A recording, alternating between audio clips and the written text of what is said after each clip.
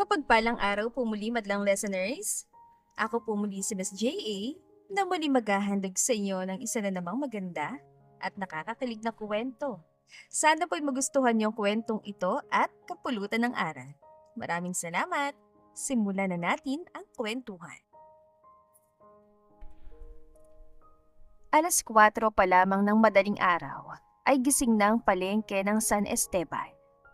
May tunog ng tricycle, kalansing ng timbangan, sigawan ng mga tinderang nag-aalok ng paninda at tila obligadong pakikipagtalo ng mga mamimili sa bawat presyong maririnig. Sa gitna ng magulong palengke ay naroon ang isang babaeng nakasuot ng kupas sa sombrero, simpleng puting t-shirt, baong na pantalon at dilaw na apron. Maganda pa rin siya kahit walang make-up. Mahaba ang itim niyang buhok na nakapusod. May bahagyang pawis sa noo at may maliit na kaliskis ng bango sa pisngi. Siya si Lizette Villamor, 31 taong gulang. Dating asawa ng isa sa pinakamakapangyarihang negosyante sa bansa. At ngayon...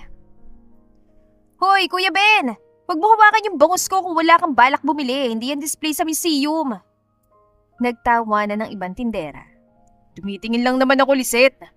Kanina ka pa tumitingin. 3 araw ka nang tumitingin. Kung nililigawan mo yung bangus, sabihin mo para mapaghandaan namin ang kasal. Mas malakas ang tawanan.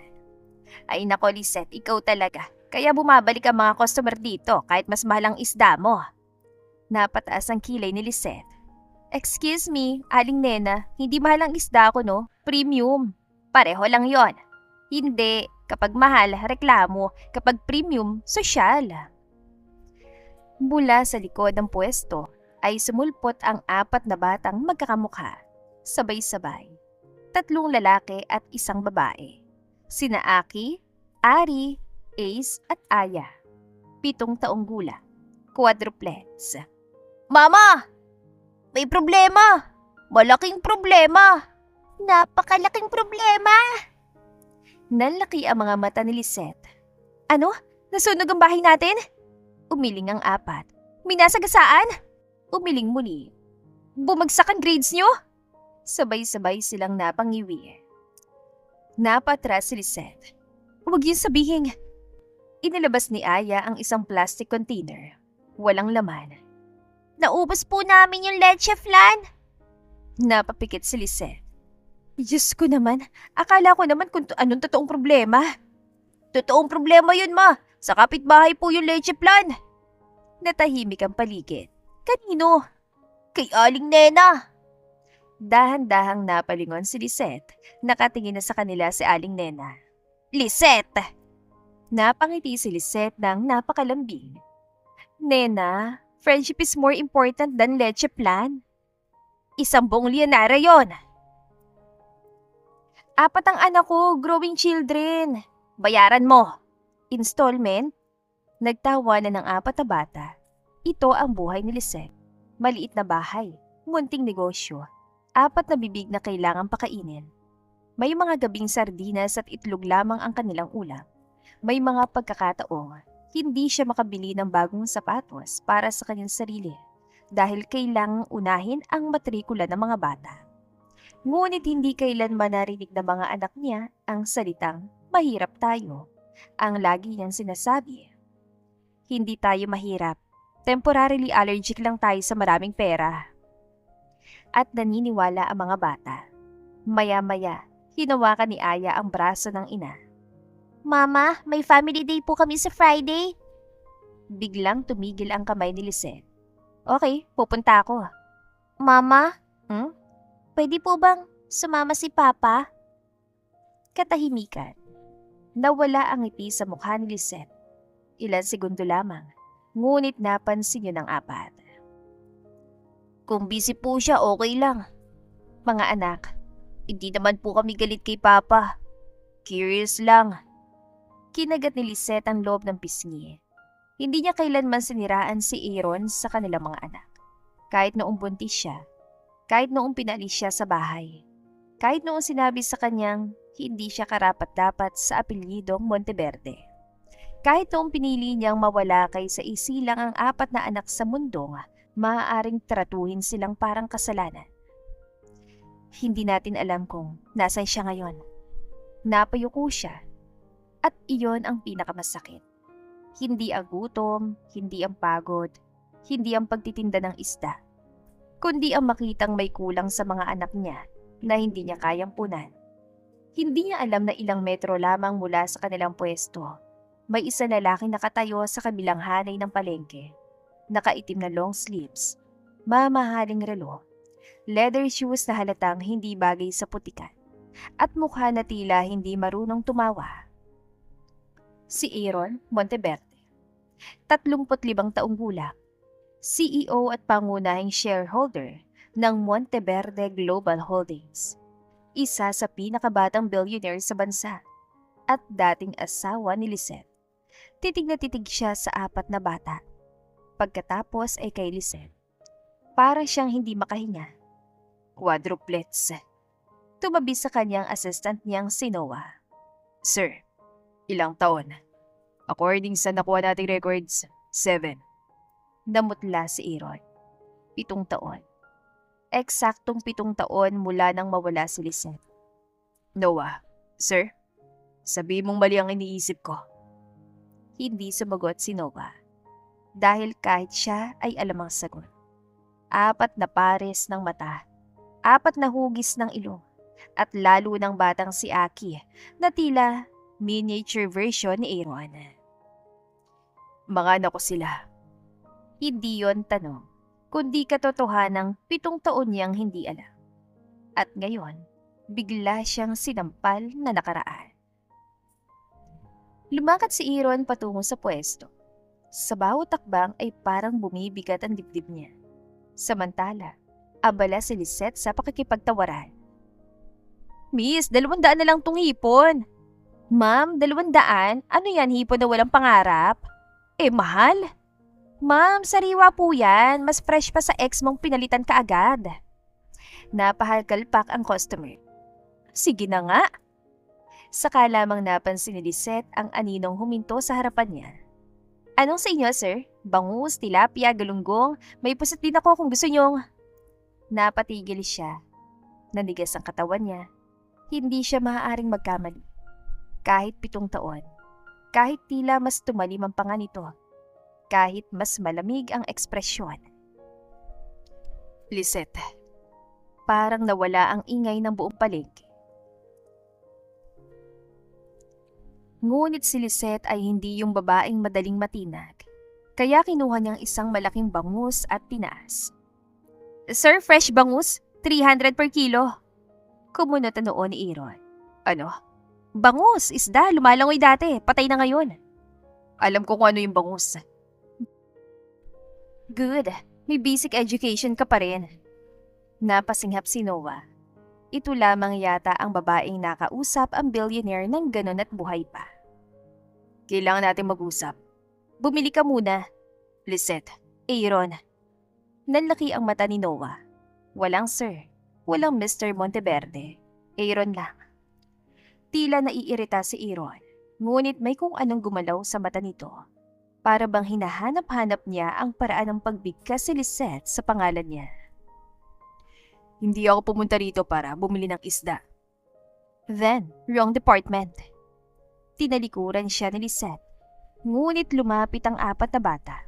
Titig na titig sila kay Aaron. Si Aaron naman ay tila nakalimutang huminga. Mama, kilala mo po siya? Mabilis sumagot si Lisette. Dating customer. Napalingon si Aaron. Customer? Marami siyang utang. Lisette. Emotional debt. Napanganga si Noah.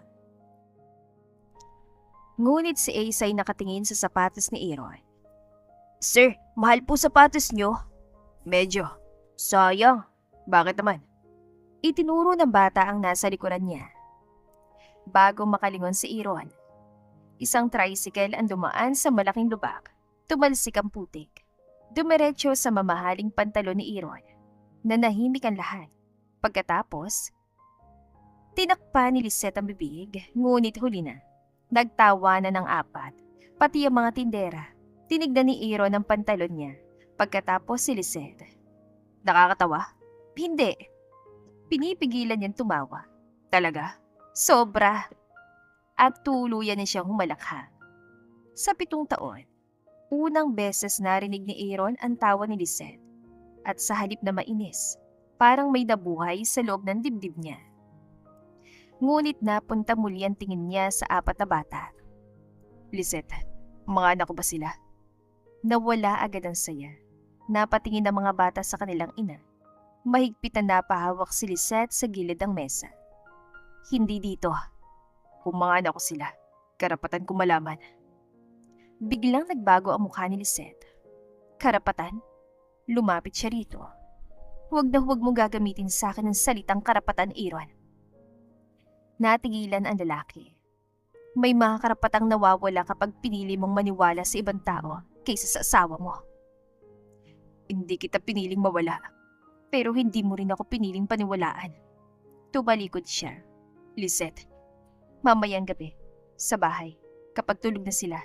Saan? Nakataas noong hinarap siya ni Lisette. Kung talagang napakahusay ng tauhan mong nakahanap sa amin, malalaman mo. Napatingin siya kay Noah. Sorry kuya, nadamay ka. Napakamot si Noah. Okay lang po. Bakit siya may kuya at ako wala? Napakurap si Lisette. Selos? Hindi. Good. Lumapit siya ng bahagya. Hindi bagay sa'yo.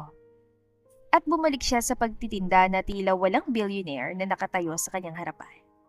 Ngunit habang papalayo si Aaron, hindi nito napigilan tumingin sa kanya. At napansin yun ni Aya. Ngumiti ang bata. Mukhang may proyekto na silang 4. 9:09 ng gabi, tulog ng quadruplet sa iisang maliit na kwarto. Nasa sala sina Lisette at Aaron. Maliit lang ang bahay, ngunit malinis. May lumang sofa, electric fan, lumang mesa at mga litrato ng 4 na bata sa dingding. Isa-isa yung tinignan ni Aaron. First birthday, graduation sa kindergarten, Christmas, beach, lahat ng milestone na wala siya. 7 taon. Tahimik si Lisette. 7 taon, Lisette. Marunong ako magbilang. 4 sila. Magaling. Hanggang 4 kaya mo. Napaharap si Aaron. Tigilan mo ang biro. Kapag hindi ako nagbiro, baka sampalin kita. Hindi makasagot ang lalaki. Bakit hindi mo sinabi? Tumawa si Lisette ngunit walang saya. Kanino? Sa akin. Sa lalaking pumirma ng annulment papers habang nasa ospital ako? Nanigas si Aaron. Sinabi sa akin ni Mama na ikaw yung humiling nun. Napatingin sa kanya si Lisette. At naniwala ka. May pirma mo. Peke. Namutla si Aaron. At habang nagdurugo ako matapos akong itulak palabas sa bahay ng nanay mo, may pinakita rin siya sa akin papeles. Anong papeles? Tumayo si Lisette. Kumuha siya ng lumang brown envelope mula sa drawer. Inilapag sa mesa. Binuksan yun ni Aaron. Isang kopya ng kasulatan. May pirma niya. Kasulatan na nagsasabing binayaran si Lisette ng 5 milyong piso upang lumayo at huwag nang bumalik pa. Hindi ko pinirmahan to. Alam ko na ngayon. Napatingin siya dito. Pero noon, Aaron, buntis ako. Nag-iisa. At sinabi ng nanay mo na ayaw mong magkaanak sa babaeng gaya ko. Hindi ko sinabi yon. I know. Namutla siya. Pero 7 taon na lumipas bago ko nalaman. Napaupo si Aaron. Parang biglang hindi na siya bilyonaryo. Isa lamang siyang lalaking naagawan ng 7 taon. Buntis ka nung umalis ka? Tumango si Lisette. Alam mo ng 4? 2 pa lang nakita sa unang ultrasound nang malaman kong quadruplets. Bahagyang natawa si Lisette. Nahimatay ako. Sa kabila ng bigat, napatingin si Aaron. Tapos tumagising ako. Sinabi ko sa doktor na ibalik ako sa tulog. Halos ngumiti si Aaron, ngunit nawala rin. Bakit hindi ka bumalik? Para saan? Namasa mga mata niya. Para muling sabihin sa akin ng pamilya mo na gold digger ako. Napatunayan ko kung kanino mga anak ko. Para iparamdam sa 4 na inosenteng bata na kailangan nilang pumasa sa standards ng Monteverde bago sila mahalin. Hindi ko hayaang mangyari yun. Hindi mo rin naman ako pinoprotektahan nun. Mas masakit yun sa anumang insulto. Dahil totoo, Yumuko si Aaron. I failed you. Tahimik si Lisette. At hindi ko yun kayang burahin. Tumayo siya. Pero bigyan mo ako ng pagkakataong makilala sila. Hindi kita pipigilan. Nag-angat siya ng tingin. Pero huwag mong isipin na dahil may pera ka, bigla ka na magiging tatay. Hindi ko gagamitin ang pera. Natawa si Lisette. Aaron, kahit paghinga mo mukhang may bank account. Napasinghap siya. Makalipas ang ilang segundo, tumawa si Aaron. Mahina lamang. Napatingin si Lisette. 7 taon niyang hindi nakita ang ngiting yon. At nakakainis dahil gwapo pa rin. Huwag ka ngang umiti. Bakit? Nakakainis. Akala ko mas nakakainis ako nakasimangot. Pareho. Lumapit si Aaron. Hindi sinasadya ni Lisette ang umatras hanggang sumandali siya sa dingding. Malapit. Napakalapit. So, tinitignan mo pa rin yung mukha ko. Malaki kasi, harang. Bahagyang umiti si Aaron. Namiss kita. Nawala ang biro sa mukha ni Lisette. Huwag. Totoo. Huwag kang magsabi ng mga bagay na 7 taon ang huli. Paano kung gusto kong bumawi? Magsimula ka sa mga anak mo. Tinitigan siya ni Aaron. At sa'yo? Hindi sumagot si Lisette. Dahil iyon ang tanong na kinatatakutan niyang sagutin. Kinabukasan, 6:00 ng umaga, may kumatok. Pagbukas si Lisette ng pinto ay naroon si Aaron. Naka-white shirt, maong, rubber shoes. May dalang 4 na malaking paper bag. Ano yan? Breakfast. Mukhang catering. Hindi ko alam kung ano yung gusto nila eh. Kaya binili mo lahat? Basically. Napailing siya. Billionaire logic. Sumilip ang 4. Si Maddie Shoes! Napapikit si Aaron. Mama, bumalik po si Maddie Shoes! May pangalan ako. Ano po? Saglit na tumingin si Aaron kay Lisette. Tumango ito. Aaron. Natahimik ang 4. Si Ayang unang lumapit. Ikaw po ba si Papa? Derechahan. Walang warning. Parang nabarang lalamunan ni Aaron. Lumuhod siya upang kapantay ang bata. Oo. Bakit ngayon ka lang? Kumirot ang dibdib ng lalaki. Dahil hindi ko alam na nandito kayo. Hindi ka marunong mag-Facebook? Napasinghap si Lisette upang pigilan ng tawa. Marunong. Google. Oo. TikTok. Hindi. Sabay-sabay na pailing ang 4. Matanda na nga! Natawa ng malakas si Lisette. Tinignan siya ni Aaron. Very supportive. Facts are facts. Naupo silang lahat sa mesa. May pancakes, longganisa, eggs, fried rice, fruit salad, croissant, milk, orange juice, at kung ano-ano pa. Ano tayo? Barangay fiesta? Breakfast. Breakfast ng 18 pamilya. Habang kumakain, tahimik na pinagmamasdan ni Aaron ng 4. Si Aki ang pinakatahimik at responsable. Si Ari ay madaldal. Si Ace ang pinakapilyo. At si Aya, mini Lisette. Papa? Napatigil si Aaron. Isang simpleng salita. Ngunit tila binuksan nito ang dibdib niya. Yes? Mayaman ka po ba talaga? Napatingin si Lisette. May sapat akong pera. Sabi sa internet, billionaire ka. Nag-google kayo? Research, mama! Responsible research. Napahawak si Lisette sa sentido. At anong nalaman niyo? May mansyon ka? Oo. May swimming pool? 3. Napasinghap ang mga bata. Bakit 3? Isa lang katawan mo. Isa indoor. May indoor ka pang pagkalunod. Napangiti si Aaron. May tanong po kami. Ano yon? Nagtinginan ng quadruplets. Daddy audition. Excuse me? May test. Anong test? Naglabas sila ng papel. Napasinghap si Lisette. May nakasulat. Daddy examination. Una, marunong magluto. Pangalawa, marunong maghatid sa school. Pangatlo, hindi naninigaw kay mama. Pang-4, marunong maglaro. Pang-5, hindi boring. At pang-6, mahal si mama. Napahinto si Aaron sa number 6. Mabilis na hinablot ni Lisette ang papel. Sino naglagay nito? Sabay-sabay na tinuro ng 3 lalaki si Aya. Importante yun! Namula si Lisette. I agree. Mabilis siyang nilingon nito. Wala kang opinyon. Candidate ako. Disqualified. Mama! See, may appeals process. Sa unang pagkakataon matapos ang napakaraming taon, naramdaman ni Lisette ang isang kakaibang saya. Isang larawan ng pamilyang minsan niyang pinangarap. Ngunit agad niyang pinaalalahanan ng sarili. Hindi sapat ang saya upang burahin ang sugat. Unang challenge sa daddy examination. Tulungan si Lisette sa palengke. Hindi. Nakatayo siya sa harap ng dilaw na apron na hawak ni Lisette. Automatic fail. May board meeting ako mamayang 2:00. Palengke muna bago boardroom. Lisette, takot ka? Tumaas ang kilay ni Aaron. Maling tanong. 5 minutong makalipas. Suot na niya ang apron. Nagtitilian ng mga tindera. Lisette, sino yung artistang kasama mo? Excess baggage. Husband. Napalingon si Lisette. Ex-husband. Technicality. Legal status.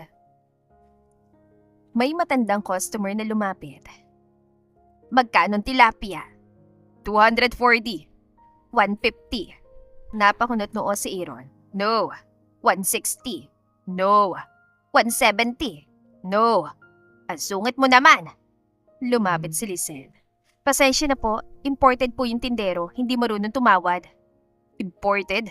Galing Makati. Makalipas ang 1 oras, may dumating na supplier. May mga kahong kailangang buhatin. Akmang bubuhatin Lisette ang isa na lang, pigilan siya ni Aaron. Ako, kaya ko, alam ko. Kinuha niyang kahon. Pero hindi ibig sabihin na dahil kaya mo, kailangan mong ikaw palagi. Napatigil si Lisette. Simpleng pangungusap. Ngunit bakit parang may humaplos sa bahagi ng puso niya matagal ng pagod? Baka masira sa likod mo. Concerned. Sa isda baka mahulog. Umismid siya. Ngunit gumiti si Aaron. Habang nagbubuhat, unti-unti siyang pinawisan. Nagulo ang buhok, nabasa ang damit, at hindi maiwasang mapatingin ni Lisette. Gwapo. Sakto lang. Kanina ka pa nakatingin. Pinabantayan ko. Ang isda? Oo. Nasa dibdib ba niyang isda? Napamura ng mahina si Lisette. Makalipas ang ilang sandali, lumapit si Aaron. Bakit namumula ka? Mainit eh. Nakatapat sa yung electric pan. Sirang fan. Hinawakan ni Aaron ang hangin. Malakas. Tumahimik at maglinis ang pusit. Napatingin siya sa pusit. Hindi kasama yun sa job description. Daddy examination. Emotional blackmail. Parenthood. Napailing si Aaron. Ngunit ginawa niya. At pagsapit ng tanghali, marami ng tindero ang nakikipag-selfie sa billionaire. May nag-post pa online. Billionaire CEO na huling naglilinis ng puset sa probinsya.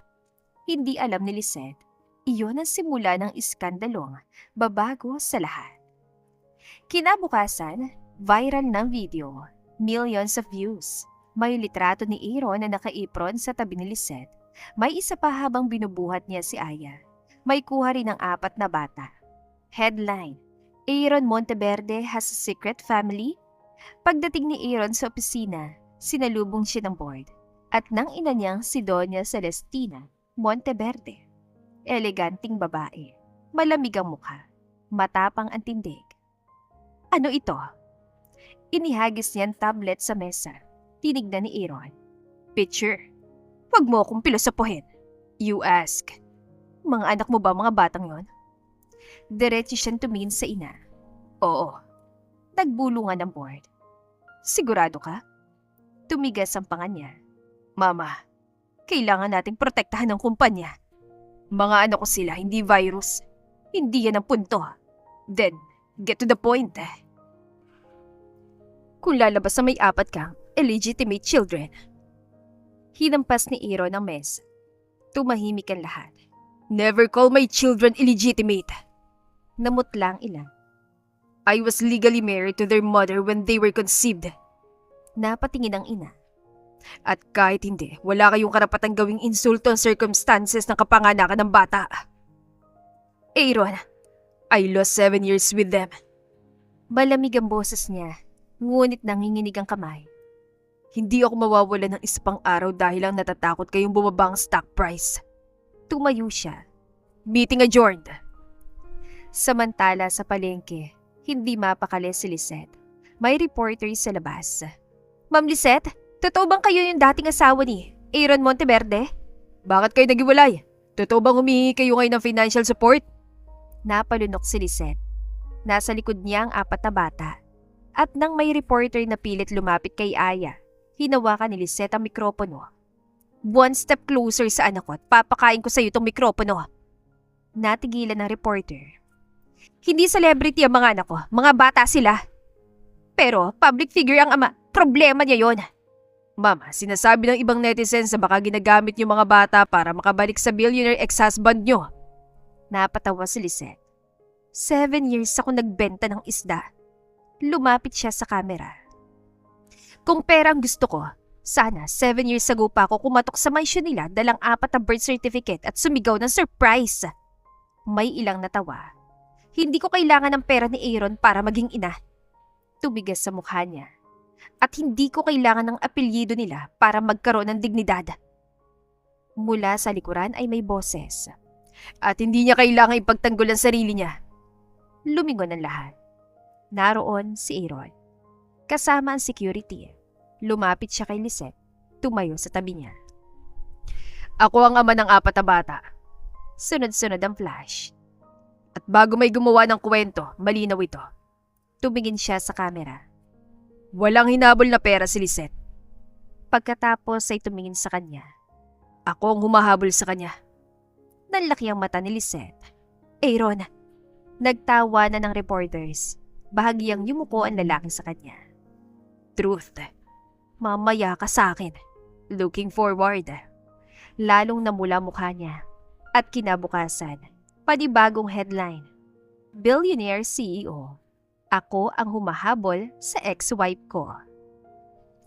Dahil sa viral scandal, inibitahan si Lisette sa isang charity gala upang umano'y linawin ang sitwasyon. Ayaw niya sanang pumunta hanggang sa malaman niyang ang organizer ay si Bianca Soriano. Ang babaeng pinakilala noon ng pamilya Monteverde bilang mas karapat-dapat na mapangasawa ni Aaron at ang babaeng minsang nagsabi sa kanya, ang babaeng katulad mo ay bagay sa palengke, hindi sa Monteverde Mansion. Ngayon, nasa palengke nga siya at proud siya doon. Pupunta ako. Napalingon si Aaron. Sigurado ka? Bakit? Bawal ba yung fish vendor? Alam mong hindi yan yung ibig sabihin. Relax. Gumiti siya. Hindi ako gagawa ng eksena. Kumunota noon ni Aaron. Mas lalo akong kinabahan. Kinagabihan. Dumating si Lisette sa gila. Hindi siya nagsuot ng mamahaling designer gown mula kay Aaron. Sarili niyang pinagawan damit. Emerald green. Simple ngunit eleganteng-elegante. Nang bumaba siya ng sasakyan, napalingon ang lahat. Pati si Aaron. Nakaitim itong suit. At sa unang tingin pa lamang, nakalimutan yata nitong huminga. Isara mong bibig mo. Hindi nakabukas. Yung mata mo. Lumapit siya. You look expensive, beautiful. Saglit siyang natahimik. May lagnat ka? Gumiti si Aaron. No. Inialok nito ang braso. May I? Tinignan ni Lisette. Pagkatapos ay kumapit. For public relations, of course. Ngunit parehong alam nilang, hindi lamang yun.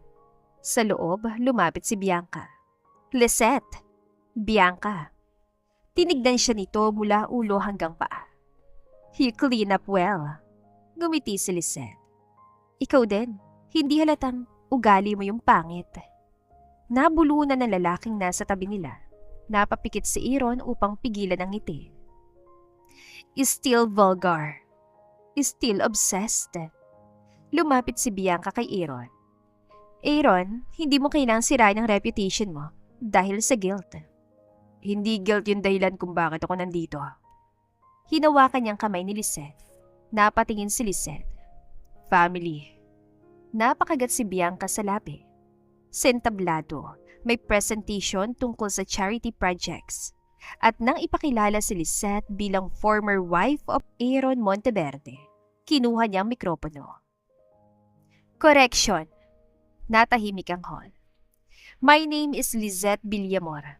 Ngumiti siya. Hindi ko kailangang ipakilala base sa kung sino yung pinakasalan ko. May palakpakan. 7 years ako nagtrabaho sa palengke. Nagising ng 3:00, nagbuhat ng kahon, nagtinda sa ulan. Minsan walang kita. Napatingin siya sa mga bisita. Hindi nakakahiya yung pagiging mahirap. Tumigas ang tinig niya. Mas nakakahiya yung yumaman ng walang respeto sa taong mas kaunti ang pera sa'yo. Mas malakas ang palakpakan. Tahimik na tinitigan siya ni Aaron. Proud. Hindi dahil maganda siya, kundi dahil ang babaeng minsan niyang hindi na ipagtanggol, natutong ipagtanggol ang kanyang sarili. Pagbaba niya ng entablado, yumuko si Aaron. I'm proud of you. Bakit? Because you became everything they said you couldn't be. Napangiti siya. Hindi pa. What's missing? Tumingin siya rito. Sarili ko negosyo. Then, build it. Hindi ko kailangan ng investment mo. Hindi naman ako nag-o-offer ng pera. Ano? I'm offering free labor. Napatawa siya. CEO ka. Magaling na rin ako maglinis ng pusit. At sa unang pagkakataon, pusang hinawakan ni Lisette ang kamay niya. Nagsimula si Lisette ng maliit na seafood distribution business. Tinawag niya itong Quad Catch Seafoods mula sa 4 niyang anak. Hindi nag-invest si Aaron ng pera. Tinupad nitong pangako. Tinulungan siya sa business plan, logistics, contracts, accounting. Ngunit bawat desisyon kay Lisette. Isang gabi, 11:00 na ngunit nasa maliit pa rin silang opisina. Hindi ko maintindihan tong projection mo. Basic. Basic sa billionaire. Lumapit siya kay Lisette at yumuko sa likuran nito. Napakalapit. Nararamdaman niyang hininga ni Aaron sa buhok niya. Look here. Itinuro nito ang spreadsheet. Ngunit wala nang naiintindihan si Lisette. Then, if volume increases by 20%. Lumayo ka. Napatigil ito. Why? Hindi ako makapag-isip. Bahagyang umiti. Dahil? Mabango ka. Natahimik silang dalawa. Nanlaki ang mata ni Lisette. Hindi yan yung ibig ko sabihin Ano yung ibig mong sabihin? Nakakainis yung perfume mo. You said mabango. Nakakairitang mabango. Humarap siya. Maling desisyon. Dahil halos magdikit ang mukha nila, nawala ang ngiti ni Aaron. Bumaba ang tingin nito sa labi niya. Lisette, Wag. hindi pa ako gumagawa. Nag-iisip ka. Can you blame me? Humigpit ang hawak niya sa ballpen. Aaron, Tell me to move. hindi siya makapagsalita. Mas lumapit si Aaron. Tell me. Ngunit sa halip, hinawakan ni Lisette ang kwelyo niya. At siya mismo ang humanik. Saglit lamang sana. Ngunit nang maramdaman niyang niyakap siya ni Aaron sa bewang, nawala ang plano. 7 taon. 7 taong galit, pangungulila, tanong, at pag-ibig na ayaw nilang aminin.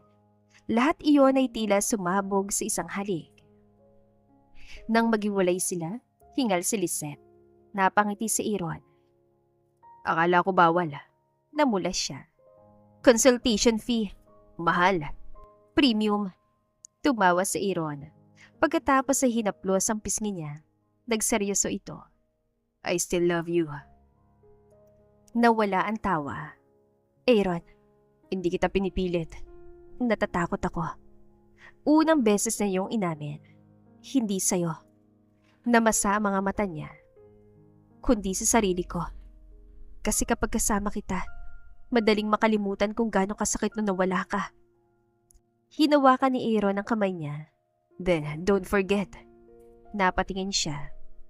Hindi kita hihiling ang kalimutan. Marang inalikan ni Aaron ang likod ng kanyang kamay. Hayaan mong tandaan ko rin para hindi ko na ulit hayaang mangyari. Pumatak ang luha ni Lisette at sa pagkakataong yun, hindi siya tumakbo. Kinabukasan, parang may sariling intelligence agency ang quadruplets. Nag-kiss kayo? Nabilaukan si Lisette sa kape. Ano? Tahimik na kumain si Aaron. Namumula si Mama. Confirmed. Data supports the hypothesis. Anong tinuturo sa school nyo? Napatingin siya kay Aaron. Ikaw, sabihin mong wala. Uminom si Aaron ng kape. Ayoko magsinungaling sa mga anak ko. Nalaglag ang panga niya. Naghiyawan ng quadruplets. Aaron! Tumakbo ang mga bata paikot. Kiss! Walang magkikiss. Sayang. Binato niya ito ng tissue. Ikaw yung dahilan kung bakit magulo sila eh. Genetically, 15% lang yung kasalanan ko. Wow! Marunong ka na magbiro? Influence mo. Sa gitna ng tawa, may kakaibang init sa bahay. Hindi na bisita si Aaron. Unti-unti siya nagiging bahagi ng routine. Hatid sa school, homework, basketball, storytelling. At natuklasan ni Lisette ang isang bagay. Mahusay pala itong magluto. Bakit di mo sinabi? Hindi mo naman tinanong. Nung kasal tayo, never ka nagluto. May chef. So, bakit ngayon? Tumahimik si Aaron habang hinihiwang carrots. After you left, nawalan ako ng gana sa pagkain. Napatigil siya. Tinanggal ko yung mga chef. Bakit? Kasi bawat pagkain sa bahay, naalala ko, dati hinihintay mo kong umuwi. Mahina ang boses. Then one night, gutom ako. Bahagya itong umiti. So I learned. Nawala ang ngiti ni Lisette. Lumapit siya. Aaron, don't pity me. hindi. Inayos niya nakatuping manggas ito. Iniisip ko lang na ang dramatic mo pala. Napatawa lalaki. Ruined that moment. Special talent. Biglang pumasok si Aya. Mama, Papa, nag-kiss na ba kayo ulit? Napatras sila. Aya? Tumakbo ang bata. Guys, hindi pa! Mission failed! Hinabol sila ni Lisette. Bumalik kayo dito! Naiwan sa kusina si Aaron. Tumatawa. At napagtanto niyang ito palang tunog ng bahay. Hindi katahimikan, kundi kaguluhan. Hindi nagtagal, kailangang bumalik ni Aaron sa Manila para sa isang malaking corporate negotiation. Gusto niyang isama ang mga bata at nagulat siya nang pumayag si Lisette. Temporary lang. Of course. At sa guest room ako. May sariling room ka pa rin. Napatingin siya. Hindi ko ginalaw. Natahimik siya. Pagdating nila sa mansyon, napangangang quadruplets. Mama! Sigurado kong hindi mo pinili si Papa dahil mayaman. Hinampas niya ng marahan ang ulo nito. Hoy! Ang laki! Tumakbo silang apat. Wag sa stairs! May elevator! Wag din! Napailing si Lisette. Good luck ka. Ngunit nawala ang ngiti na lumabas si Doña Celestina. Napatigil ang mga bata. Nagkatinginan ang dalawang babae. 7 taon. Lisette. Doña Celestina. Mama, bago ka magsalita. Itinaas si Lisette ang kamay. Kaya ko. Tinignan niyang matanda. Hindi ako bumalik para sa mansyon. Alam ko. Nagulat siya. At hindi rin ako hihingi ng tawad sa parang mawawalang ginawa ko. Tahimik ang lahat. Pero humingi ako ng pagkakataon. Napatingin ang quadruplets. Kung papayag kayo, si Ayang unang lumapit. Ikaw po lola namin? Tumango ang matanda. Masungit po ba kayo? Napapikit si Aaron. Napakagatlabi si Lisette. Napalunok si Celestina. Minsan, mana pala ni Papa. Napahagalpak si Lisette. Napatingin si Aaron sa anak. Excuse me? Scientific observation. At sa wakas, kahit si Celestina ay bahagyang natawa. Ngunit hindi pa lubusang hilom ang sugat. At alam ni Lisette, ang pagpapatawad ay hindi isang araw lamang. Sa Manila lumago ang Quad Catch Seafoods. Hindi dahil kay Aaron, kundi dahil marunong si Lisette. Nakuha niyang kontrata ng ilang hotels at restaurants mula sa isang maliit na pwesto sa palengke. Nagkaroon siya ng sariling warehouse at sa opening ceremony, maraming dating kakilalan dumating, kasamang ilang socialites na minsang nang insulto sa kanya. Lisette, grabe, you've changed. Ngumiti siya. Hindi naman. From fish vendor to CEO. Fish vendor pa rin. Napatingin ito. Mas marami lang isda. Narinig yon ni Aaron at gumiti. Dumating din si Bianca. Hindi pa rin tapos. Impressive. Thank you. Although we both know having Aaron behind you opened doors. Hindi nagbagong ngiti ni Lisette. Correct. Nagulat si Bianca. His name opened some doors. Lumapit siya. Pero ako yung pumasok. May ilang nakarinig. At kapag may nagsara, ako rin yung naghanap ng ibang entrance. Napangiti si Aaron mula sa malayo. You really think you belong in this world now?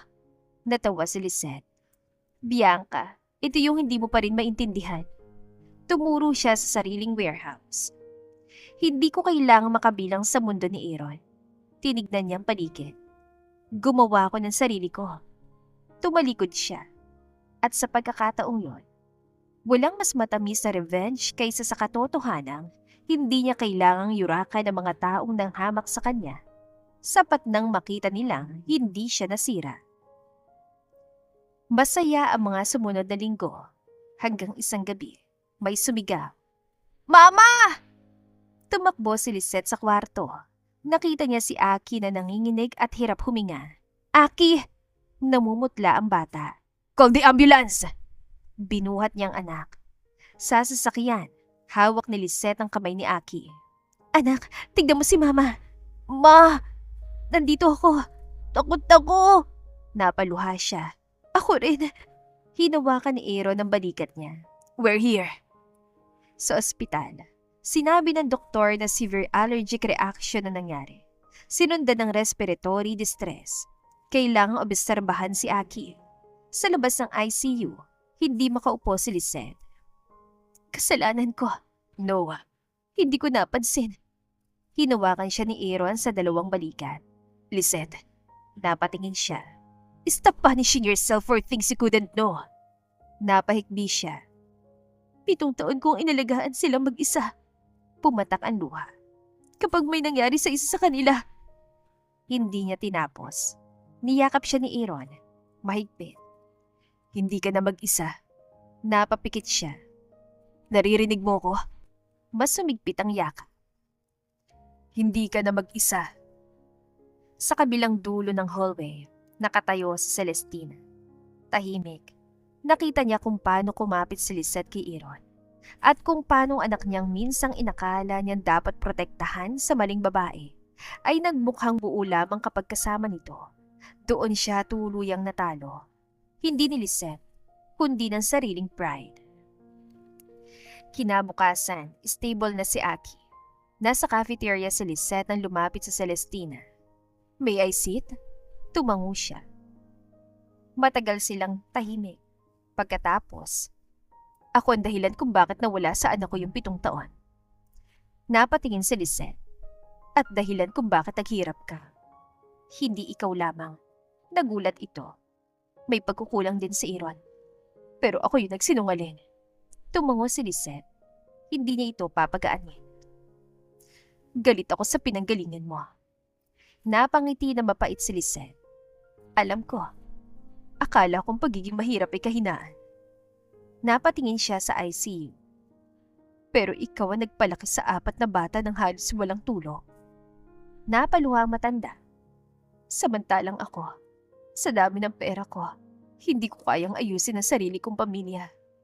Tahimik si Lisette. I'm sorry. Napayuko ang babae. Hindi ko hinihinging patawarin mo ko ngayon. Good. Nagulat ito. Kasi hindi ko pa kaya ngayon. Tumango si Celestina. Pero, pwede tayong magsimula. Napatingin na matanda. Para sa mga bata. Dahan-dahang ngumiti si Celestina. Thank you. At may kondisyon. Kinabahan ito. Huwag mo silang i-spoilin. Saktong dumating si Aya, may hawak na bagong tablet. Napatingin si Lisette, pagkatapos kay Celestina. Too late. Napapikit si Lisette. Lord. Sa unang pagkakataon, sabay silang natawa. Na makalabas si Aki, bumalik ang normal na buhay. Ngunit may isang bagay na kailangang ayusin. Sina Aaron at Lisette. Isang gabi, dinala siya ni Aaron sa rooftop ng building ng Quad Catch. Walang mamahaling setup. 2 upuan lang. Take-out food. At malamig na hangin. Ito na ba yung billionaire date? Budget cuts. Nako, kawawa. Umupo sila. Patagal na walang nagsalita. Do you regret marrying me? Napatingin siya. Minsan, masakit ngunit tumango si Aaron. Pero kung hindi kita pinakasalan, wala sina Aki, Ari, Ace at Aya. Ngumiti siya. So, hindi. Tahimik si Aaron. I regret losing you. Napayuko siya. Araw-araw. Aaron, alam kong hindi sapat ang sorry. Huminga ito ng malalim. At alam kong hindi mo na ako kailangan para mabuhay. Napatingin siya. Actually, yun yung bagay na pinakamahirap tanggapin ko. Bahagyang natawa si Lisette. Hindi dahil gusto kitang dependent. Hinawakan niyang kamay nito. Kundi dahil na-realize ko na kung babalik ka sa akin, hindi dahil kailangan mo. Tinignan siya ng diretsyo. Kundi dahil pinili mo. Namasa ang mga mata ni Lisette. Hindi na ako yung babaeng iniwan mo. I know. Mas matapang na ako. I know. Mas maingay. Definitely. Sinamaan niya ito ng tingin. Mas mahirap mahalin. Umiling si Aaron. No. Lumapit ito. Mas mahirap kang lukuhin. Napangiti siya. Pero hindi mas mahirap mahalin. Pumatak ang luha. I love the woman you became. Marahang pinunasan nito ang pisngi niya. At nagsisisi akong wala ako nung kailangan mong maging ganong kalakas. Sa pagkakataong yon, si Lisette ang yumakap. One chance. Napatigil si Aaron. What? One. Tumawa siya habang umiiyak. Huwag kang assuming. Napangiti si Aaron na tila batang nanalo. I'll take it. At hinalikan siya nito. Hindi bilang dating asawa, kundi bilang lalaking muling naliligaw. Akala na lahat romantic si Aaron. Hindi pala. Bulaklak? Yes. Tinignan niya ang bouquet. Funeral flowers to. Kumunot ang noon niya. White lilies. Aaron, parang ililibing mo ko. Kinabukasan, chocolates naman. Allergic ako sa nuts. Napamura ito. Kinabukasan, stuffed toy. Para saan to? Cute. 6 feet? Cute pa rin. Hindi alam ni Aaron kung paano manligaw ng normal.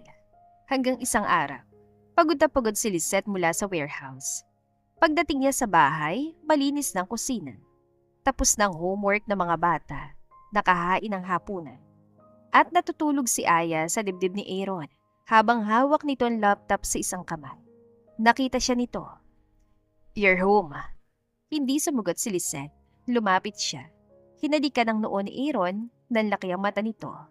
Ano yun? Reward. Can I do dishes tomorrow? Napatawa siya. Manyak. Strategic. Doon niya naintindihan.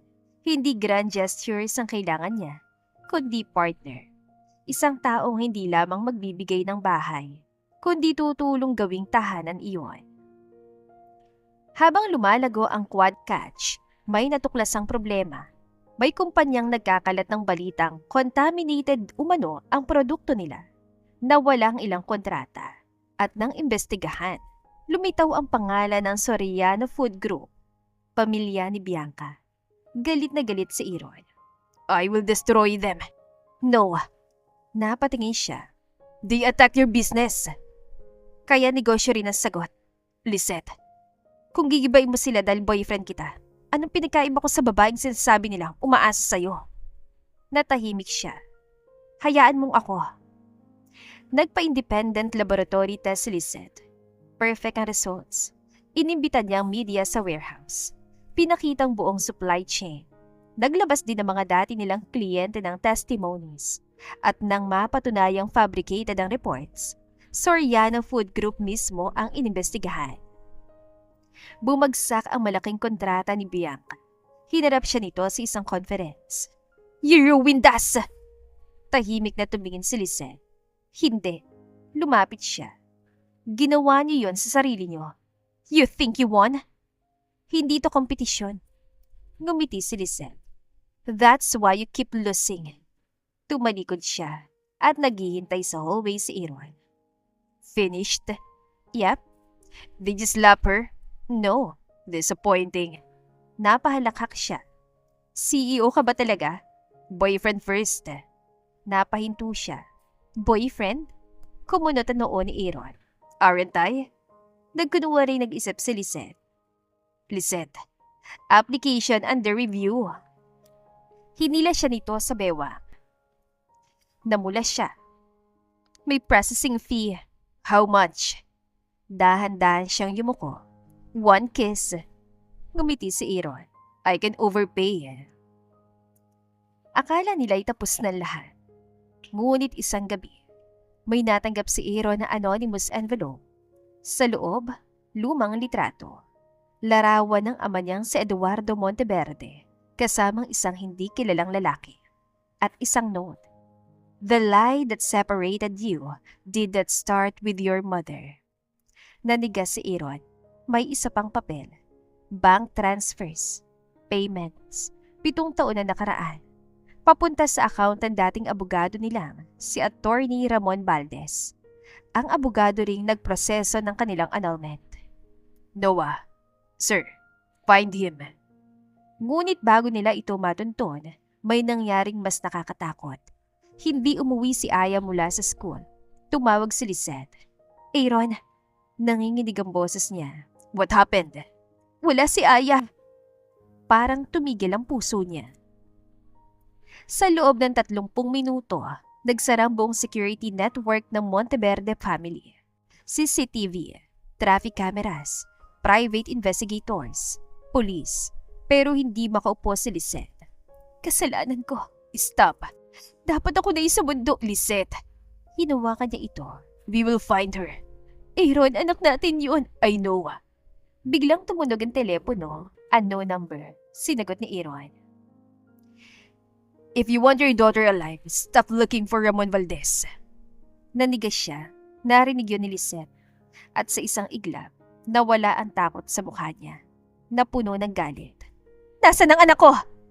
Katahimikan. Makinig ka mabuti. Agad siyang pinigilan ni Aaron, ngunit nagpumiglas siya. Kapag kahit isang buhok ng anak ko ang ginalaw mo, hindi ko kailangan ng pera ng Monteverde para hanapin ka. Napaigpit ang kamay niya sa phone. Ako mismong magiging bangungot mo. Naputol ang tawag. Makalipas ang 2 oras, natunto ng signal. Lumang warehouse. Kasama ng pulis, rumesponde sila. At doon nakita si Aya. Nakatali ngunit ligtas. Aya! Tumakbo ang bata. Mama! Lumuhod si Lisette at niyakap ito na mahigpit. Dumating si Aaron at niyakap silang dalawa. Umiiyak siya. Unang pagkakataong nakita ni Lisette ang lalaking iyon na tuluyang mawala ang composure. Baby. Hinalikan niya ng paulit-ulit ang buhok ni Aya. I'm sorry. Papa, okay lang po ako. Humagulgol si Aaron. At hinawakan ni Aya ang mukha nito. Huwag ka na po umiyak, pangit ka po. Napatawa si Lisette sa gitna ng luha. Thank you. Welcome. Nahuli ang kidnapper. At sa interrogation, lumabas ang pangalan. Ramon Valdez. Ngunit hindi siya mastermind. May ibang nag-utos. Nahuli si Ramon makalipas ang 2 araw. Sa harap ni Aaron, Lisette at Celestina, umamin siya. I was paid to separate you. By whom? Hindi agad sumagot. By whom? Your uncle. Naniga sa Celestina. Victor? Tumango si Ramon. Si Victor Monteverde. Nakababatang kapatid ng yumaong ama ni Aaron. Second largest shareholder. Matagal lang naghahangad ang kontrol sa kumpanya. He knew Lisette was pregnant. Napahawak si Aaron sa mesa. Your father planned to transfer a large portion of family shares to the first legitimate grandchildren. Namutla si Lisette. Kapag nagkaanak kayo, lalong mawawala kay Victor ang chance niyang kontrolin ang corporation. So, he manipulated my mother. Tumango ito. Pinadala niya ng forged evidence si Doña Celestina na may ibang lalaki si Lisette. Then he convinced her na ginagamit lang si Lisette para makuha ang inheritance. Napapikit si Celestina. At akong gumawa ng documents. Tumayo si Aaron. Suntok sana. Ngunit hinawakan ni Lisette ang braso niya. Wag. He stole 7 years. At makukulong siya. That isn't enough. Tumingin siya kay Aaron. Para sa galit mo, walang magiging enough. Nanahimik siya. Kaya piliin mo huwag ubusin ang natitirang panahon natin sa paghabol sa nawala. Napapikit si Aaron. Unti-unting ibinaba ang kamao. Akala ni Victor hindi siya matatalo. Sa emergency shareholders meeting, pumasok siyang kampante. Aaron, this witch hunt is ridiculous. Tahimik si Aaron. Katabi niya si Lisette. At ikaw? Tumingin ito kay Lisette. Mukhang malayo nang narating mo mula sa palengke. Ngumiti siya. Oo. But you'll always be a fish vendor. Thank you. Napatigil ito. What? Proud ako doon. Lumapit siya. Doon ka natutunang kahit gaano kabahong isda, may mas mabaho pa palang ugali. May ilang napatawa. Namula si Victor. Enough!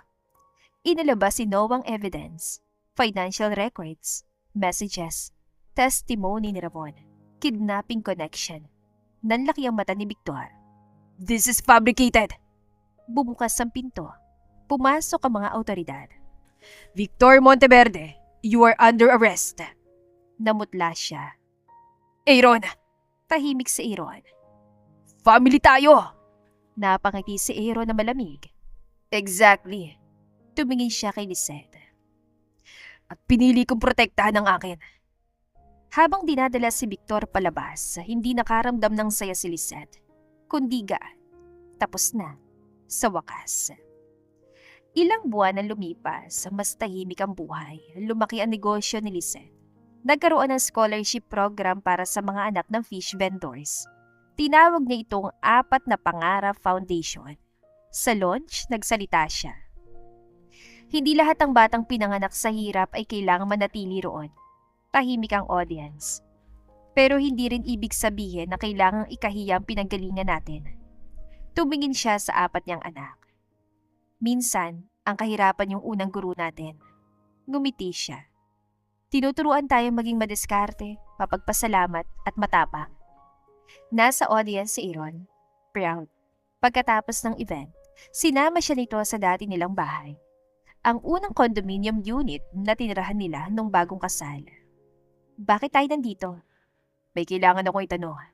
Napatas ang kilay niya. Kapag insurance to, aalis ako. Tumawa si Aaron. Pagbukas ng pinto, naroon ang quadruplets. May hawak na placards. Mama, will you marry Papa again? Napahawak si Lisette sa bibig. Mga traidor! Nagtawanan sila. Lumuhod si Aaron. May hawak na simpleng singsi. Hindi iyong napakamahal, kundi ang dati nilang wedding ring na inayos at nilagyan ng 4 na maliliit na bato sa palipon. Hindi ako humihingi ng chance para ulitin ang dati. Namasa ang mata ni Lisette. I'm asking you to build something new with me. Hinawakan niya ang kamay nito. Hindi ko may babalik ang 7 taon. Hindi ko mababago ang mga gabing umiyak ka na mag-isa. At hindi ko maalis ang takot na baka masaktan kita ulit. Pumatak ang luha niya. Pero pangako ko, Lisette, Nanginginig ang boses ito. sa bawat araw na ibibigay mo sa akin, pipiliin kita. Napahikbi siya. Hindi dahil asawa kita. Hindi dahil ina ka ng mga anak ko. Kundi dahil ikaw. Napahawak si Lisette sa mukha niya. Aaron, Will you marry me again? Tumahimik siya. 5 segundo. 10. Nagsimulang kabahan si Aaron. Lisette, pinapahirapan lang kita. Napanganga siya. Naghiyawan ng mga bata. You. Tumawa siya habang umiiyak. Yes. Hindi na nakapaghintay si Aaron. Tumayo't hinalikan siya. Video ko to!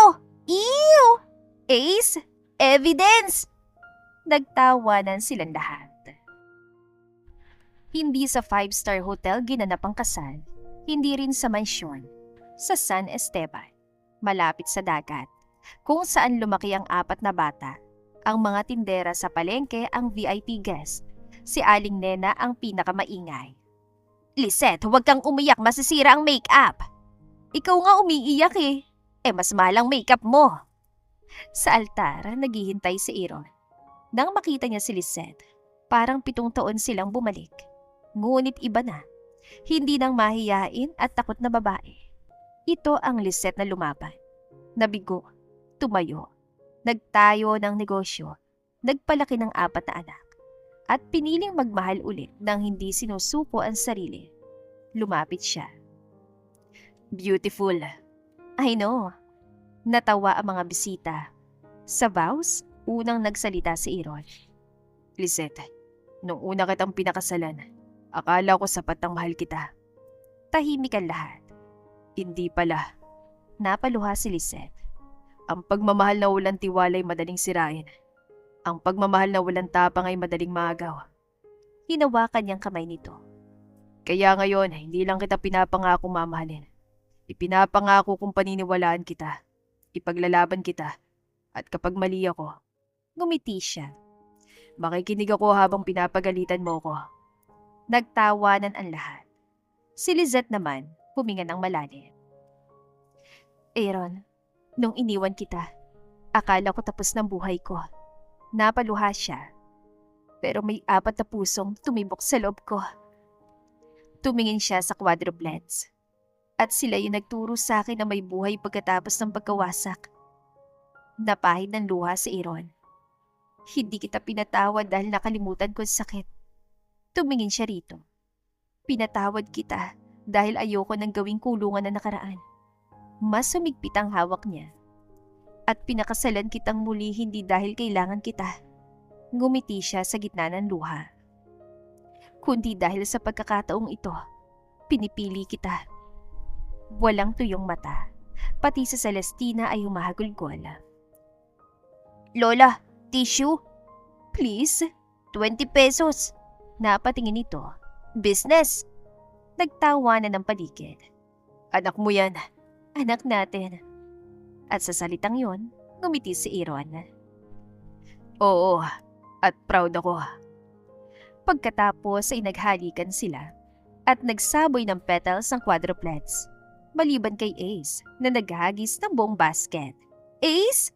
Para dramatic! Naghiyawan na lahat. 1 taon matapos ang kasal, opisyal ng magkasamang pamilya sa Manila. Ngunit hindi nangangahulugang tahimik. Sino naglagay ng slime sa office ko? Katahimikan. Nakahilerang quadruplets. Aki? Umili. Ari? Umili. Ace? Nagkunwaring inosente. Aya? Nakangiti. Lumabas si Lisette. Ano na naman? Slime. Sa laptop. Napangiwi siya. Condolence. Lisette. Ano gusto mo, mas? Tumawa mga bata.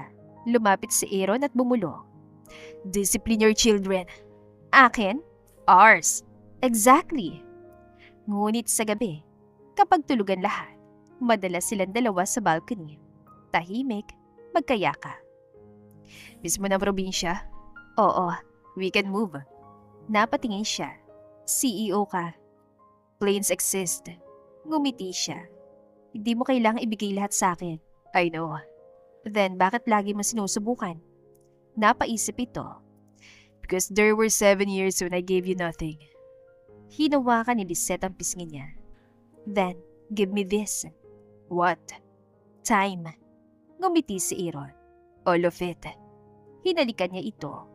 Maya-maya, bumukas ang sliding door. Mama, Papa! Mabilis silang naghiwalay. Ano? Walang mali siya pero naririnig namin kayo. Napamulagat si Lisette. We were talking.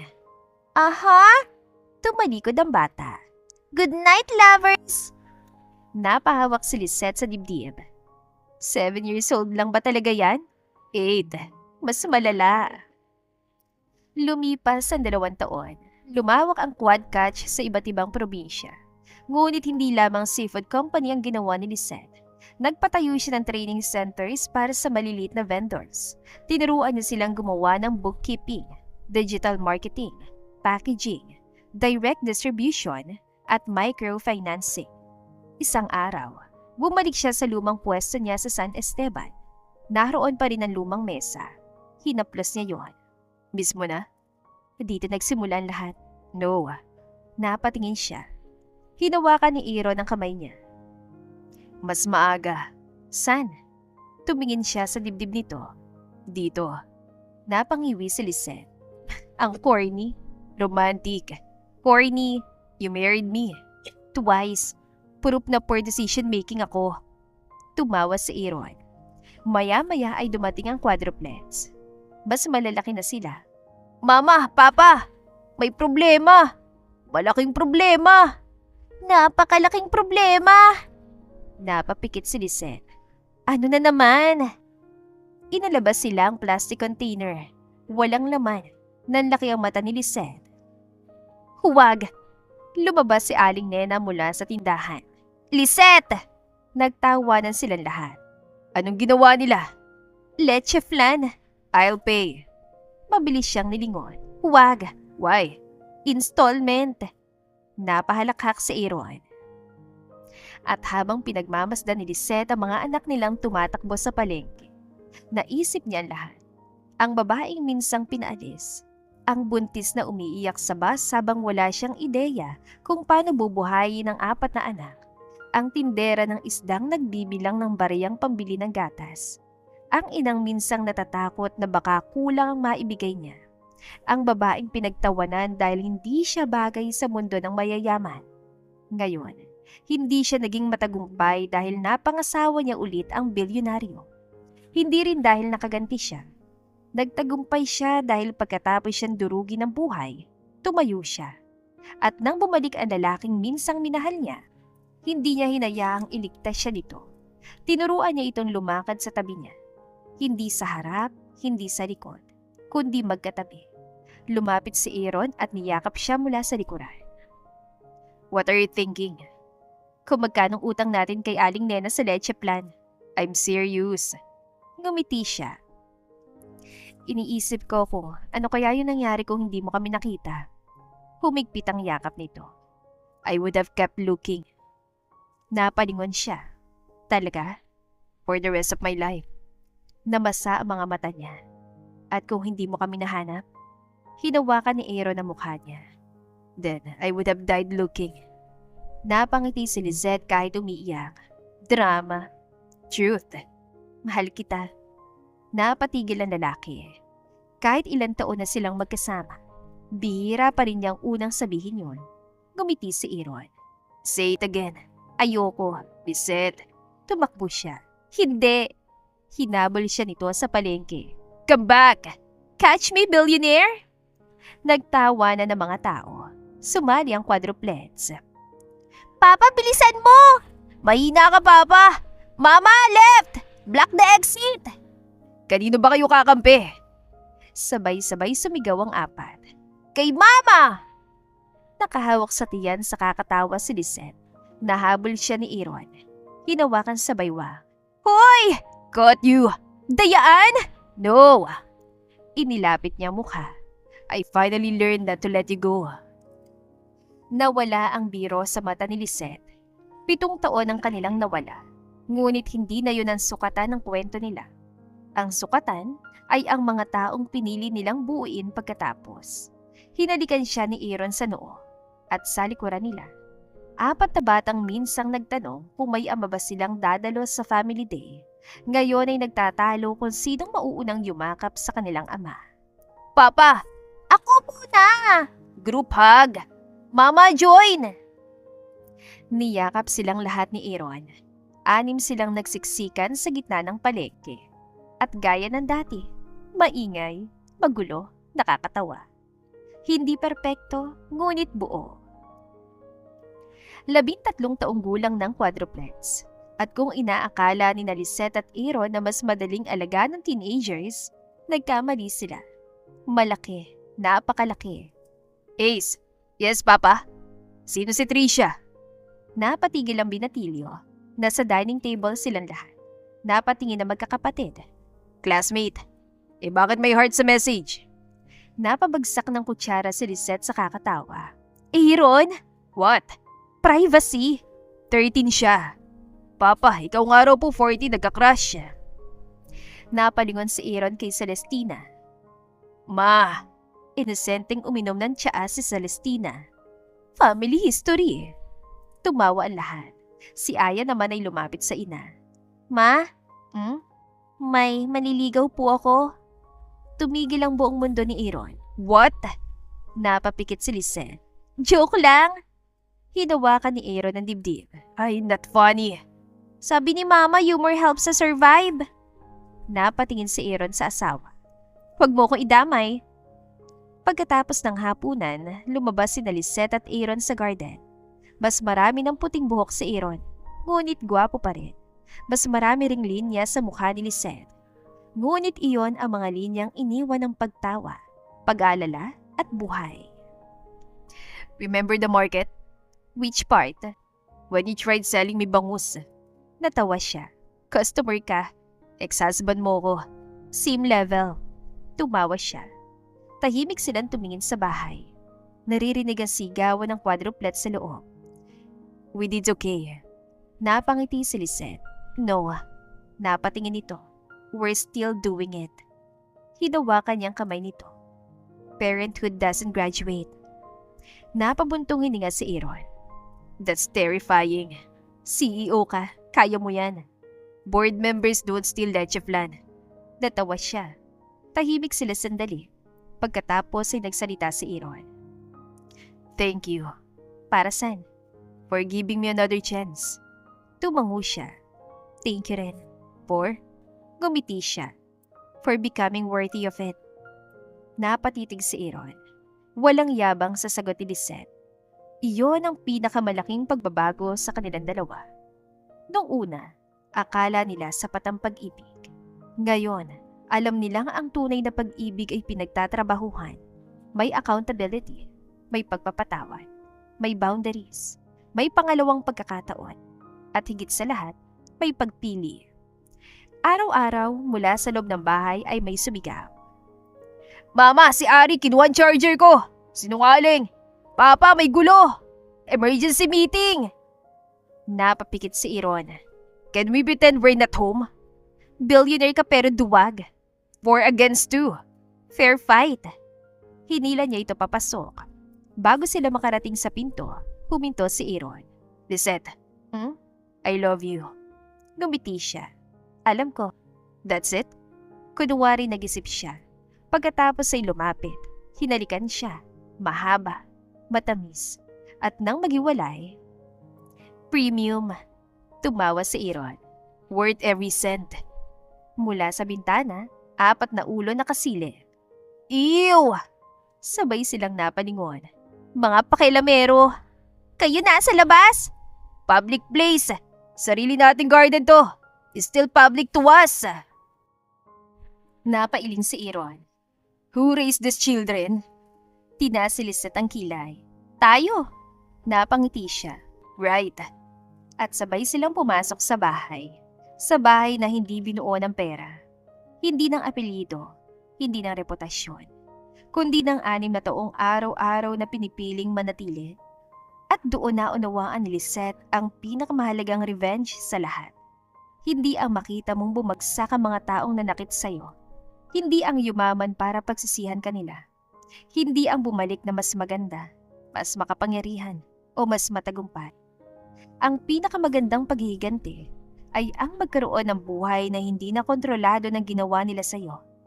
Buhay na masaya, buhay na may dignidad, buhay na pinili mo. At kung minsan, kapag mapalad ka, May isang masungit na billionaire na natutong maglinis ng pusit, magluto ng almusal, mag-alaga ng 4 na makukulit na bata, at gumising araw-araw ng pinakamahalagang trabaho niya ay hindi pagiging CEO, kundi pagiging asawa at pagiging ama. Sa dining room, nagsimula na naman ang gulo. Papa, siya si Aya. Kumain ng dessert ko. Fake news! May CCTV! Review footage! Napahawak si Lisette sa sentido. Aaron, yes? Gusto kong bumalik sa pagtitinda ng isda. Sasama ako. Hindi. Why? Mahal ang labor mo. Tumawa siya. Hinila siya ni Aaron palapit. Free labor. May benefits? Unlimited kisses. Napangiwi ang 4. Yuck! Tumawa sina Lisette at Aaron. At sa gitna ng tawanan, sigawan, away sa charger, nawawalan dessert at walang katapusang kalat. Alam nilang ito yon. Hindi fairy tale, hindi perfect ending. Mas maganda, isang tunay na simula. At dito na po nagtatapos ang ating kwentong pag-ibig. Maraming salamat po sa pakikinig. To God be the highest glory. Hanggang sa muli, paalam!